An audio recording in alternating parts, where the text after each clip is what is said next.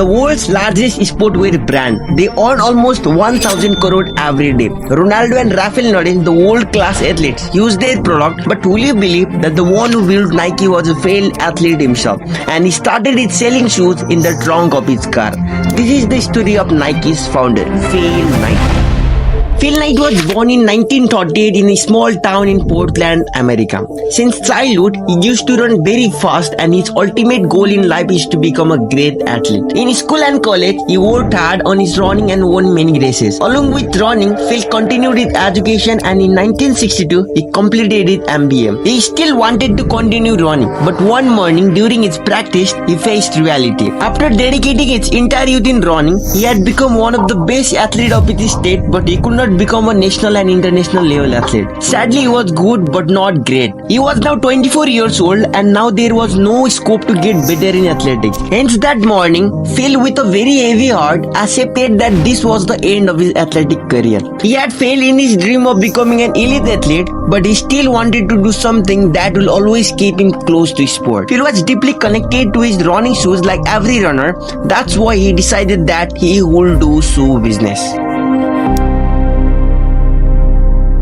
Then he remembered that during his MBA, he had studied for several weeks and wrote a detailed research on the business of running shoes. In his research, he came to know that Japanese camera companies, due to their improved quality and low price, they had disrupted the American camera market. According to his research paper, Japanese shoes could disrupt USA's shoes market and could overtake Adidas and Puma, the biggest company at that time. It was a big risk to start a business on the basis of his college project, but Phil had no other option. So he decided that he will import Tiger brand shoes from Japan and sell them in the USA. Tiger shoes were manufactured by a Japanese company named Onitsuka. So Phil collected his entire saving and took a flight to Japan. Finally, he reached Japan and took an appointment to Onitsuka's office. He was very nervous before the meeting. A young boy who was very shy and introverted by nature suddenly set out to partner with a very big company. Moreover, Onitsuka's executive asked Phil for the company name at the very beginning of the meeting. Don't know how, but Phil imagined the blue ribbon in his house, the same blue ribbon which he got for winning many races, and he said suddenly blue ribbon. He said he represented a company called Blue Ribbon Sports. No such company existed back then, but Onitsuka's executives were happy with the name. Meeting progressed and Phil repeated his college project line by line. At the end, Onitsuka's employees were so impressed that they themselves said that they wanted his blue ribbon to sell Tiger shoes in America.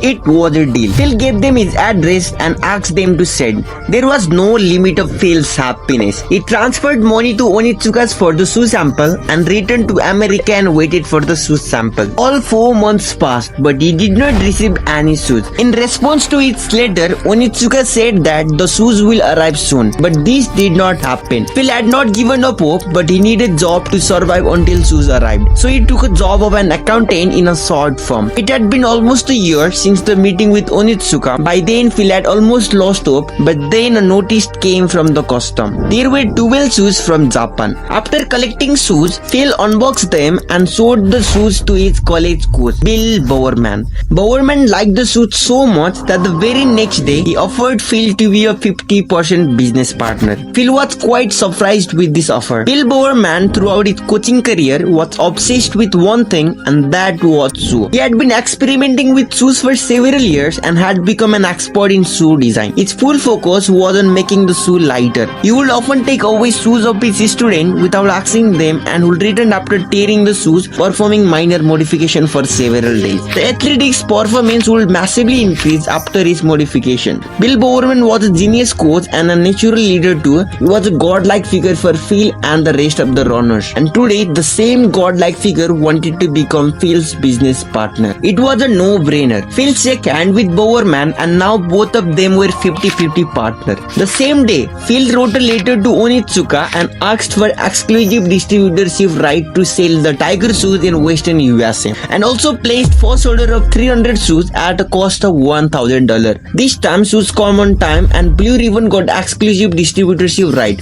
This is what Phil was waiting for. He immediately quit his accounting job so that he could focus completely on his business. He stored the shoes in the basement of his parents' house, and this was the office of the Blue Ribbon. It was the time to sell shoes now. Phil requested many sports shops to sell the Tiger shoes, but everyone refused to sell Tiger shoes in their shop. Phil don't have money to open his own shop, so he came up with an idea. He had filled the trunk of his car with shoes and started reaching wherever there was an athletic competition. He spoke to coaches, athletes and spectators and started representing his shoes. Phil had tried sales shop before, but it wasn't successful. But this time the response of the customer shocked Phil himself. His shoes were selling like hotcake. He had been an athlete himself, so he understood athletics problem very well. Hence he was easily able to convince customers that Tiger shoes were best for them. In just 2 months, he sold his first shipment of 300 shoes and placed an order of 900 shoes this time. But his total earning was just $2,000 and the total cost of order was $3,000. So Phil asked a $1,000 loan from the bank for the first time.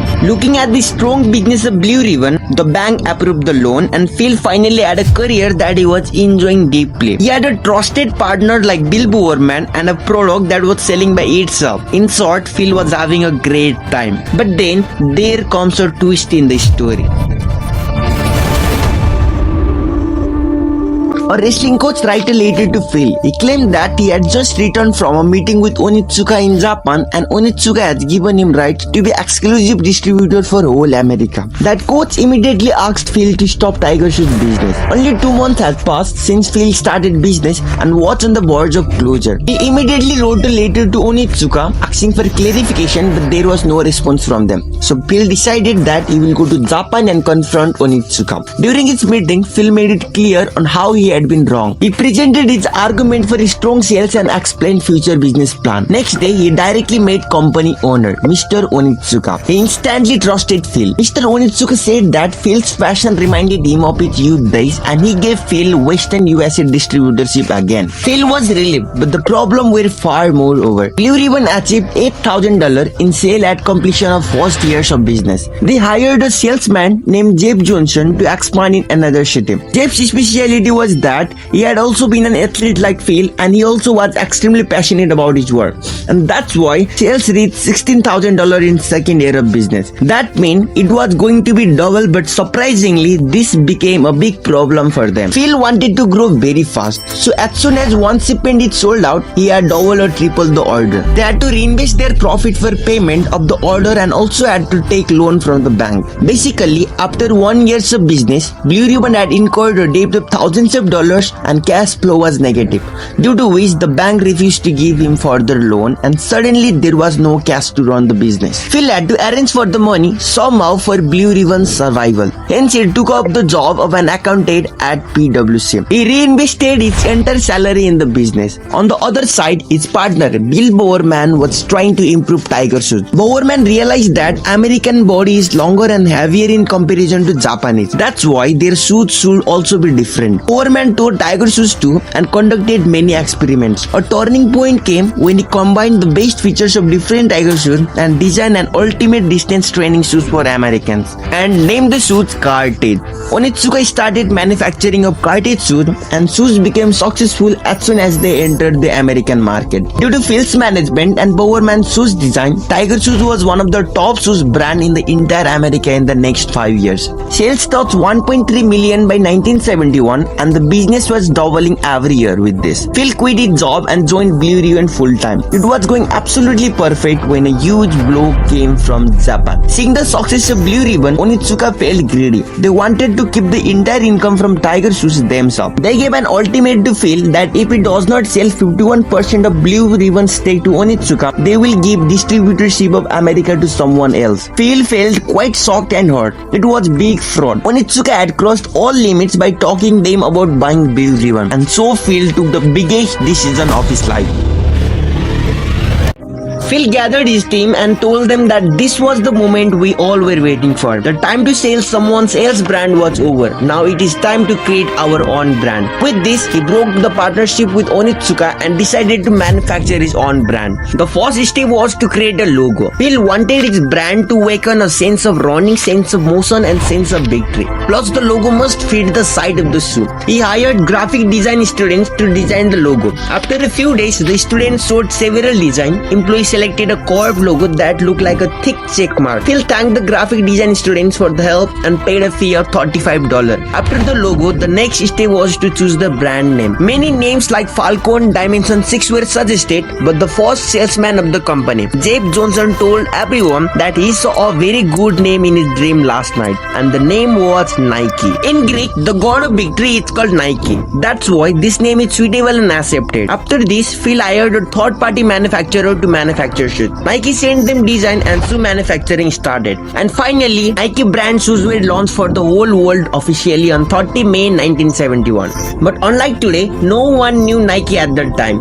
Plus, brands like Adidas, Puma and Tiger were big competitors for Nike. That's why Phil used a strategy for making Nike which nobody used in 1970s. They saw that the runners like to wear shoes of the same brand which the world's best athlete wore. So Nike got into a deal with best runner of that time, Steve Prefontaine, to promote it at $5,000 annually. Nike became one of the first brands that used athletic brand endorsement on a marketing strategy. Phil's second strategy was to strategically select its sales team. Nike always chose to hire people for the sales team who were either athletes themselves or were very passionate about athletics. This meant that the sales team could understand problem and needs of its customer who were mostly athletes, which ultimately lead to an improved quality of product design, sales and after sales services. Apart from these two strategies, Phil grew Nike using its experience, older customer base and taking the advantages of Bowerman shoe design. As a result, Nike became a team of 2,700 employees by 1980, had recorded sales of $270 million and had become USA's largest athletic brand by beating Adidas. Finally, Phil felt that he had created the strong athletic brand in whole USA.